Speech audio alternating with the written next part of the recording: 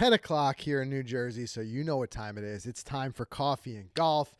Got the coffee. Look at this. Watching Rivals. the golf. Watching the golf. We got the Valero Texas Open on right now, and next week is the big one. The Masters is back. The Masters is back in April. Excited to talk about that. We've got a lot of things. You know, on this show, each week we like to talk about all of the trending golf news. So we're going to talk about some interesting finds that happened on the LPGA Tour. Yep, right. That was interesting. Of course, we've got some great Masters news that we're going to run through. We're going to talk about the Masters dinner because that is still on. Although the par 3 contest has been canceled. Right. That is still on. So we're going to talk about that. But as always, we invite you guys to join us in the comments. We're going to be asking you guys some questions.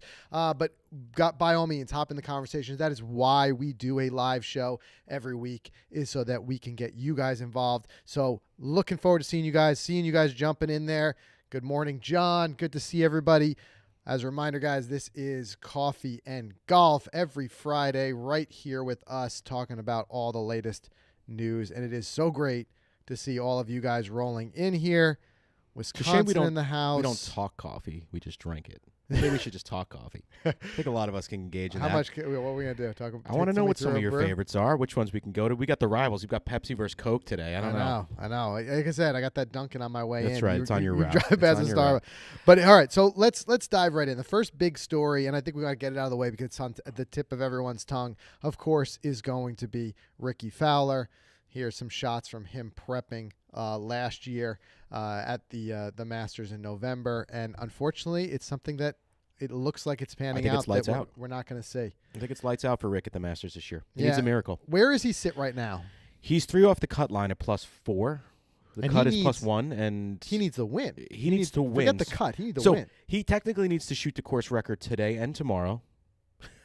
I mean, I'm just painting a picture that it's physically impossible. I don't think we're going to see Rick at the Masters unless he gets that nod.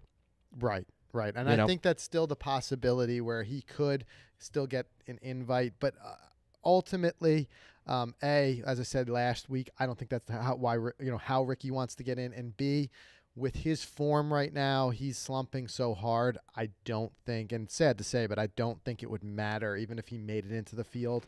We're now getting to a point where week after week he's struggling to make the cut. At Augusta, even with all of his experience there and that strength of that field, I just don't see it happening. I don't see it happening either. I mean, like I said, he needs the miracle. But again, we were talking about this before the show. I think you just you chalk it up as a streak that's broken at this point of making 10 years, 11 years? I think it was 10. Yeah, since 2010, I think he's made every major. By the way, I just saw a comment from Ryan Miller. He said, got to have espresso this morning because there was snow in New York. We feel you. I was just a dusting, but I had a little snow last night. Come on, it's April. I know. Get out of here. We were blessed with a couple of nice warm days. And it's supposed to be a nice weekend. It is. So don't let the snow get you down too much. It's going to come back. The good weather's coming back. But good to see everybody rolling in here. What are you guys' thoughts? I want to get your take on the Valero Texas Open. I think it is a good event. It's down in San Antonio. But I think a lot of us, man, there's that day, that cutover where you just start thinking about the Masters. It's almost like you don't care. Yeah. I'm enjoying it. I'm watching. I use it as like an event. I see these guys like trying to get into form. Yep. I think a lot of guys will play this event just to stay in the motions of tournament golf. Right. You know what I mean? It makes sense. I mean, that's why, I think you see Phil's there. Spieth's like one of my favorites. We're going to talk about him later on in the show, but he was 5 under 67 to take the lead after day one. It's a hometown event for him. Yeah.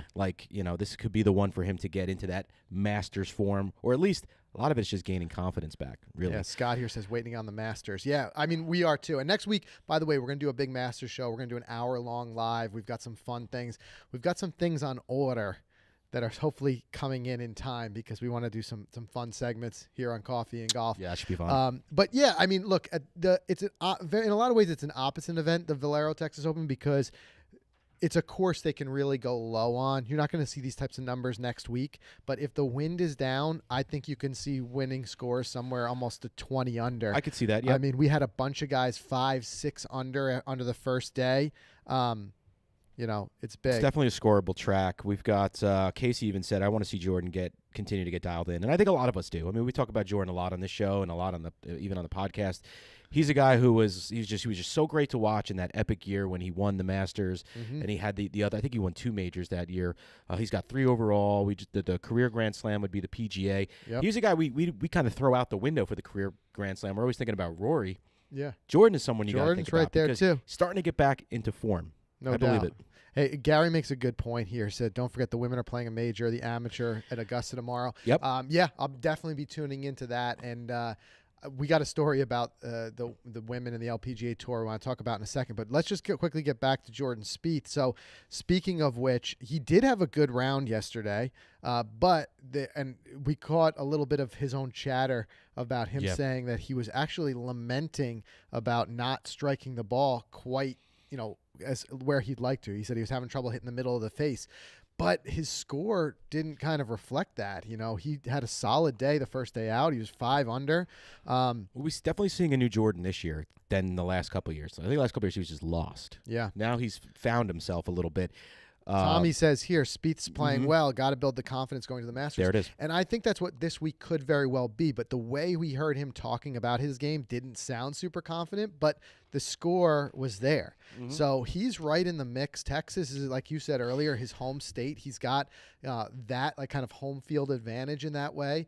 And I think that Jordan could be a real force to be reckoned with next week, especially if he comes out with either a win or a really good finish here, because that, like Tommy was just saying, is going to be the shot in the arm of confidence. 100%. And I think I saw another comment here. I think it was from Duke. There it is. Interesting course. Last chance for the hopeful to get into the Masters. Nerve-wracking for those guys. Absolutely. A lot of these guys still have that one final chance to get into the Masters. Yeah. So, I mean, that's a cool feature in itself about the Valero. This is too funny. Just Josh, and he said, let's go, dudes. He was on hold with insurance, though. Thankfully, the phone and YouTube work at the same time. That's great. You got to get on that call back. Tell Jake we said hi once he picks up. Yeah. Jake with State Farm. All right.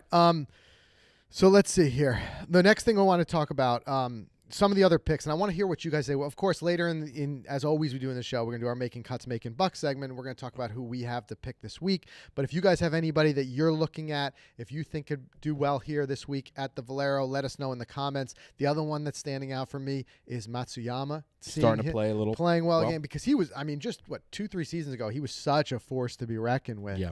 And then his name kind of dropped off a little bit. Tringali is another one that we were talking about. And you know what? Speaking of that, not to just veer completely off the Valero, but a guy whose name you haven't heard a lot about this year that has faded off the earth. Yeah. Justin Rose. Yeah, haven't heard. I feel like I see more Justin Rose in just the Morgan Stanley commercials than I've been seeing him out there. Same with Rickie with his commercials, like Faldo said. Right. But we're seeing these guys more on commercials than we are on leaderboards. Yeah. I don't know. Well, that is just, as I've said here before, is evidence that these guys ebb and flow, and they do come back. We were saying the same things we're saying right now about Fowler and Rose. We were saying about Spieth just like 2 seasons ago, a season ago even. And now you're seeing him back in the mix. So there's going to ebb and flow. But I tell you what, it always reminds me, it just shows you the feat that was Tiger's run at number 1. To be number 1 in the world for what worked out to be like 5 years. Yeah. It just shows you, like, all these guys go through ups and downs, and they get hot and they get cold. It just makes it even more impressive what Tiger had done back in the year. 683 consecutive weeks. Yeah. That's longer than the podcast's been running. Yeah. It's insane. It's insane. Am I wrong? That's ridiculous. Oh, you know what? We don't even have it on our notes, but we should talk about this. Jeremy's asking. We're going to talk about DJ and Nah. So that was the big thing that happened, obviously, last week. Yeah. I'll be honest with you. My take on it is that people made an even bigger deal of it than it needed to. I think it was just basically a news story needed. They needed something, some sensational. Think about it. How different is it that if you were playing with your buddy, you're not going to jump up and down if he takes a putt from 12 inches, but you may politely remind him, hey, man, just ask first. That's what it was. I don't think there was anything really wrong with that, and I don't think DJ was genuinely upset about it. I don't think so either. Again, I think the news made a bigger story of it. I think the internet needed a new meme. Yeah. That's it. And Nah was real about it in all of the meme posts, and it was cool for him to jump on those posts and just be real, like, guys, I just want to explain what happened. Yeah. I didn't penalize the guy. I Right. just told him, like, hey, just let me know. Is this good? That's all. Yeah, I see no, and you guys too. Let us know in the comments what your take is on it. I'm seeing some of them that are coming in. Helicopter over Yeah, here. helicopter just flies over. Nick makes a good point. He says the media was overblowing thing. He goes, but Nah could have addressed it walking down the next fairway or something. Good point. I don't think that was on his mind. He probably wasn't even on his mind that it was really getting caught. Like, by the media. When these guys, some of this stuff happens, it's so insignificant, I believe, to them that they don't even think the news is going to pick it up and run with it the way they did. So yes, it could have been more discreet in different places. I think it happened. He reacted. He said was DJ. something. Right. If it wasn't DJ, I don't think it makes the news. Right. And I almost wonder, and I don't know, you guys can correct me if I'm wrong, but I wonder, if he's actually in a way kind of saving him, because if he doesn't give him that, like if he doesn't concede it and make it known that's good, and DJ picks up his ball on his own, like technically speaking, that would be a penalty. I mean, it doesn't ultimately. He technically did make a penalty there. Right. It would be a penalty to touch your ball and to pick up your ball if you haven't been conceded by the other player. Now, again, it's a super friendly thing. There was none of that ended up happening, but it was just a reminder by Nah. I don't know.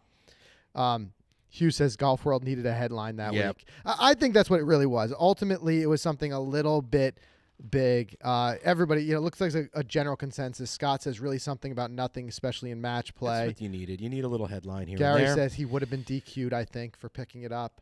I don't know. I don't know if it's a 2-stroke penalty and you have to replace the ball. Maybe it's a DQ. It would Who be knows? more news Whatever if he it may actually be. penalized them. Yeah, it ended up being more than it was. I think both are really good dudes. I think Kevin Na is a guy who's very well liked on the PGA Tour, and I think he's well respected. I think Dustin Johnson really ultimately had no problem with it. So that's my take. I don't think that. I think it was more of just a news cycle story that got picked up and ran a little bit with.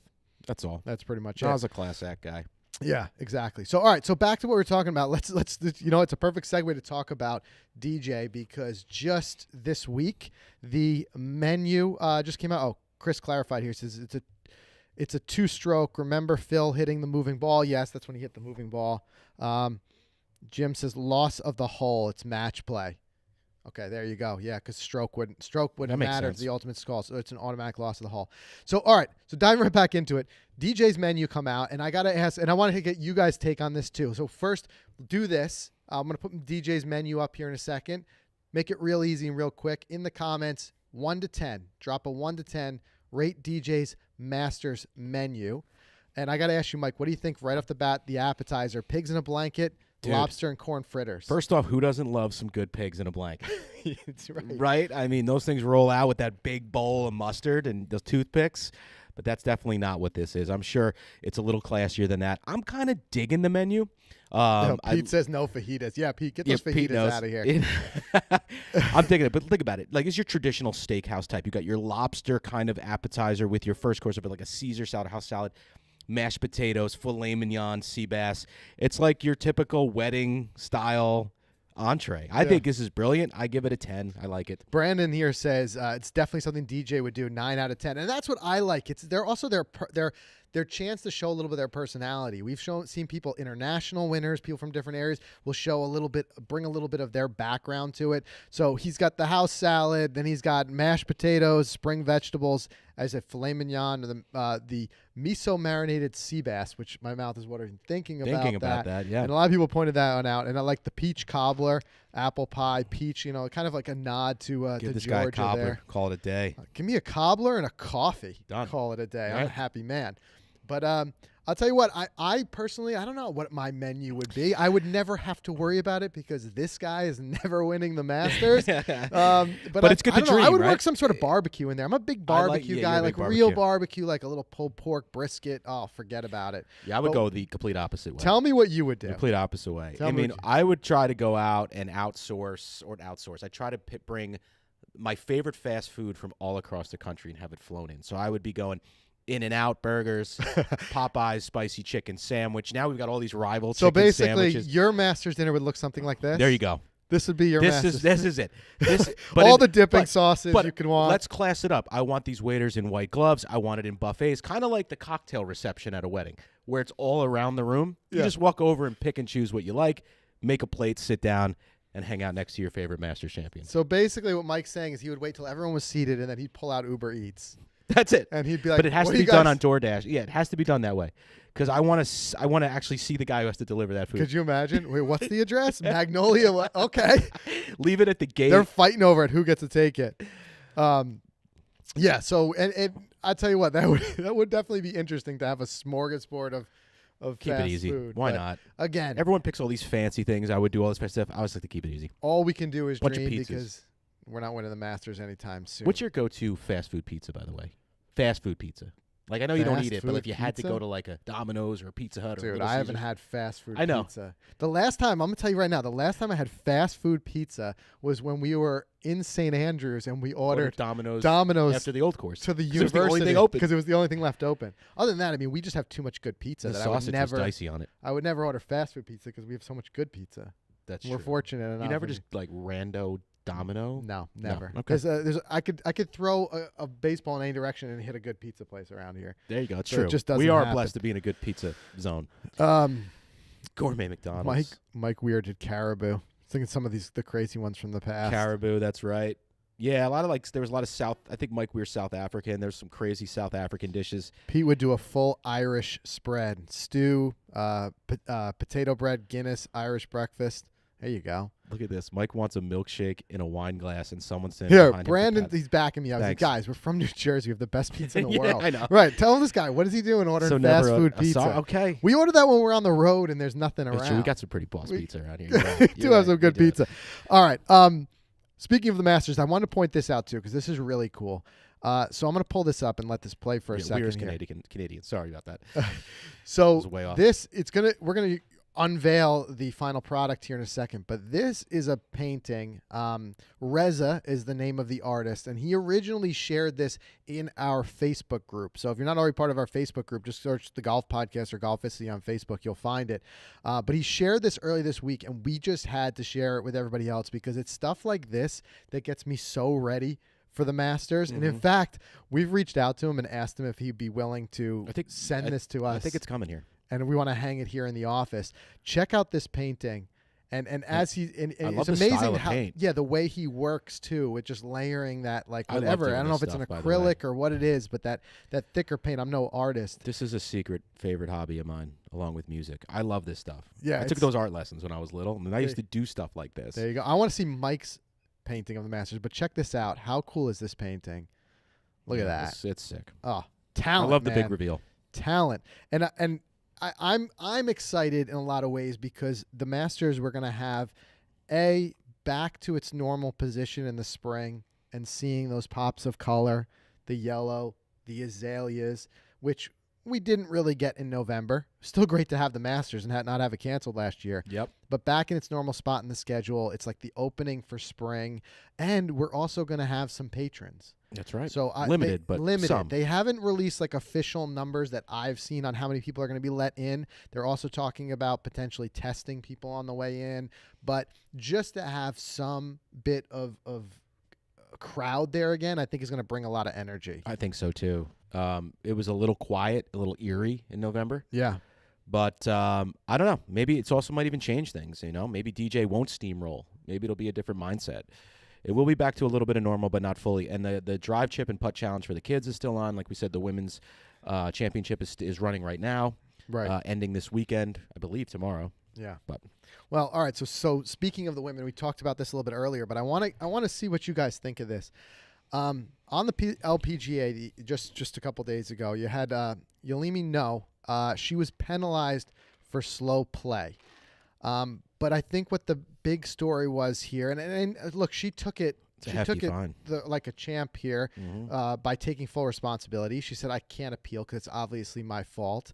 And just a little bit of backstory, she was not playing well. She was struggling in the event. She did end up coming in, I think, tied for 61st.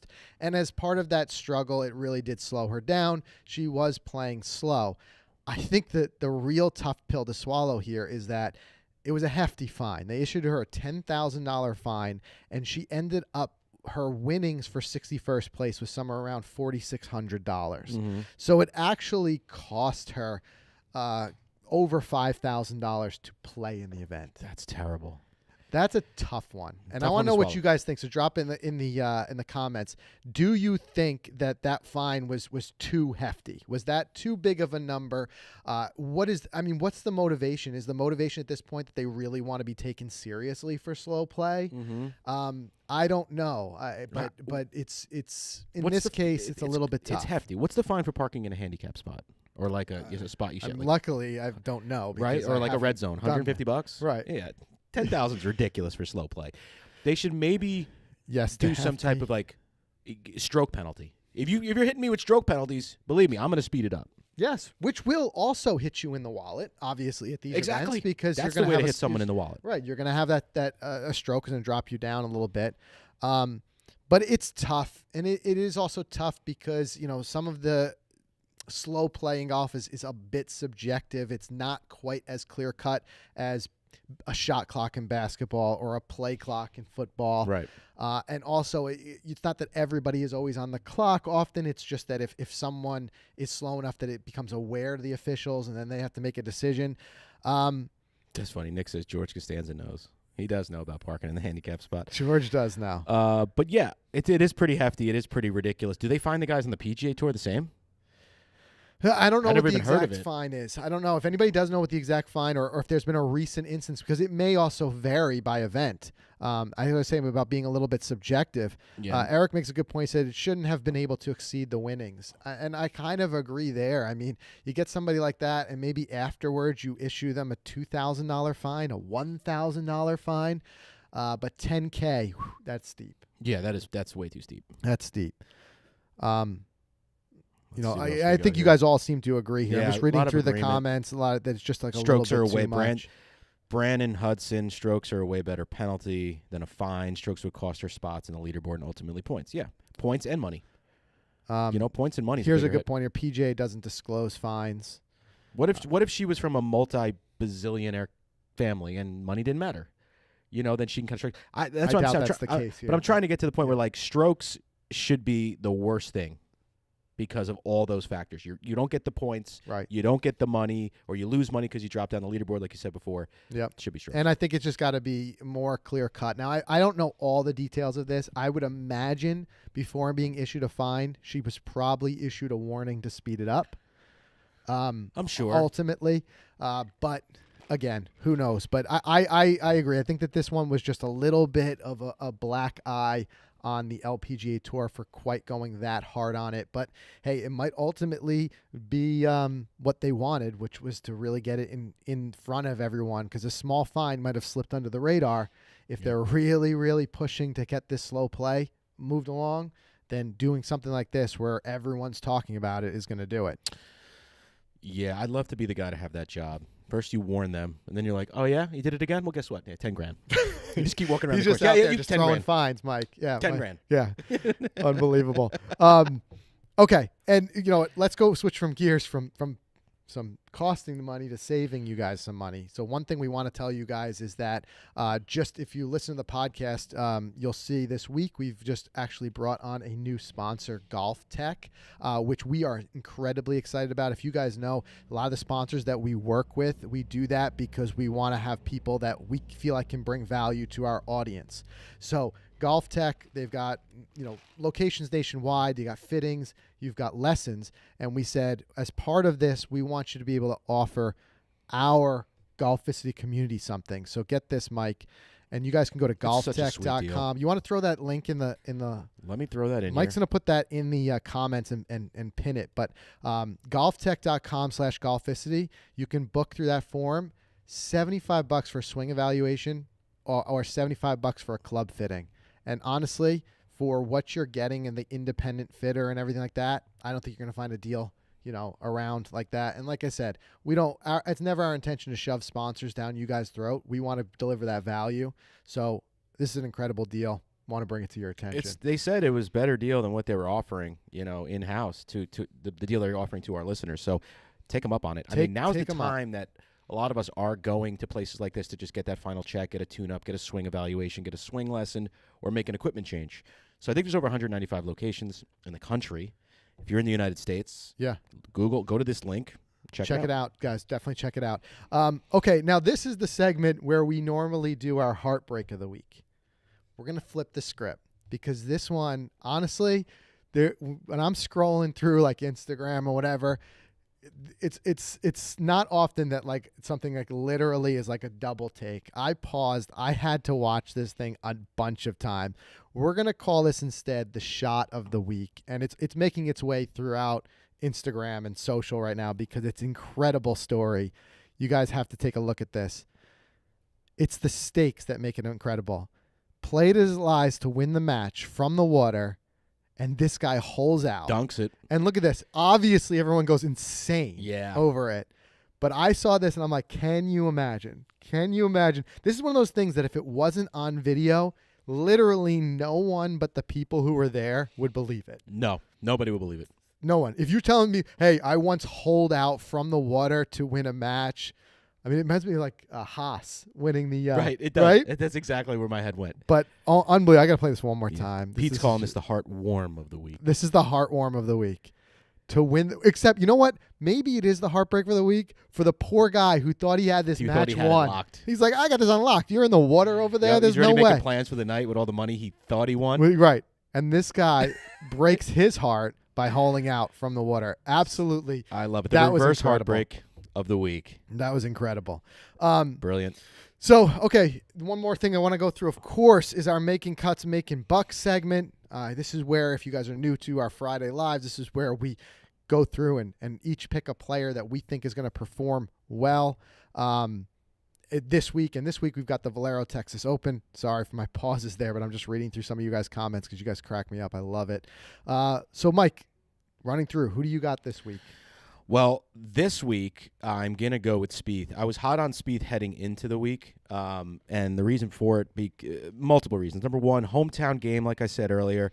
If there's ever an event to lift his spirits or his confidence heading into the Masters, an event that he's won and almost won again, I think this is the one. Form looked pretty good yesterday. Like you said, he doesn't feel too confident about his game. He still said there's room for improvement.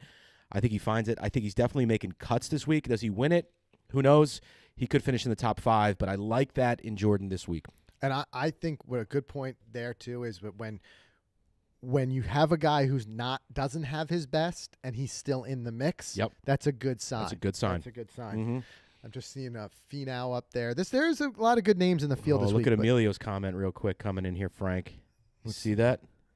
Let's see. I'm a little bit behind you. All right, you have to wait. Okay.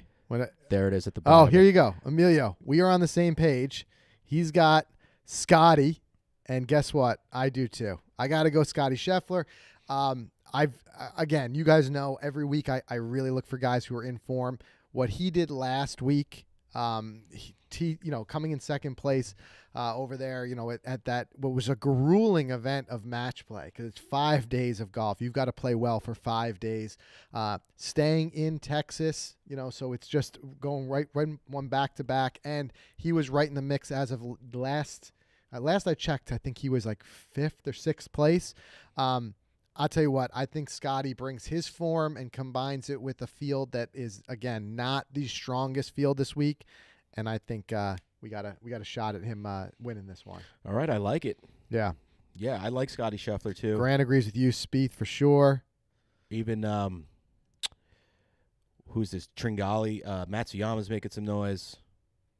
Yeah, should be interesting this week. But I like our picks. Scotty on fire. Yeah, I tell you what, it'd be interesting to see how those play out, and I think we're gonna have a lot of shakeups and a lot of changes come this weekend. But I tell you, you think of a guy like Spieth.